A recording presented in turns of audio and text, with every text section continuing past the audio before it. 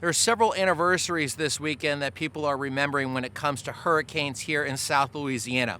Obviously Hurricane Katrina, but most recently, especially here in Lake Charles, that of Hurricane Laura. Take a look at this devastation that happened in 2020 when we were here. Here's some overhead aerials of what Laura's devastation looked like. This is downtown. You can see that skyscraper. That's where Laura's winds went thrashing against the side of that office building. Downtown devastated, including a local television station. KPLC took a direct hit. Its TV tower went crashing into the studio.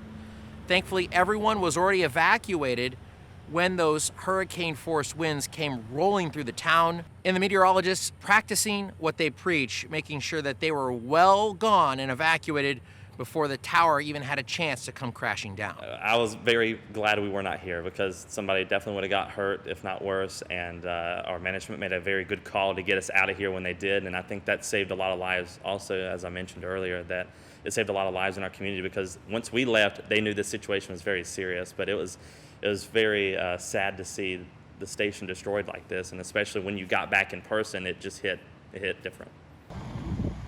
In the days after Hurricane Laura, the disaster cleanup efforts happened right in these church parking lots. We had a chance to speak with a local pastor about what their role was and what they're thinking about now that a hurricane is now again on Louisiana's doorstep. Yeah, so it's been an interesting year because we've had two hurricanes last year, about 6 weeks apart. The eyes came about 1.5 miles apart. And so we still have a lot of people that, even when it rains, right? They get freaked out because we had a flood in May and here. And so just people dealing with the aftermath, the trauma, still dealing with the feelings of, even with this storm, even though it may not be directly at us, it's, do I stay? Do I go? Like, what do I believe? And and so you can just feel the tension in people even a year after. And again, no injuries came from that TV station, and people are back in the newsroom working and making sure they're keeping everyone in Southwest Louisiana safe. And we're going to keep you safe as well and keep you updated all throughout our coverage here on the western edge of the storm. Reporting in Lake Charles, Louisiana for Weather Nation, I'm Tony Russell.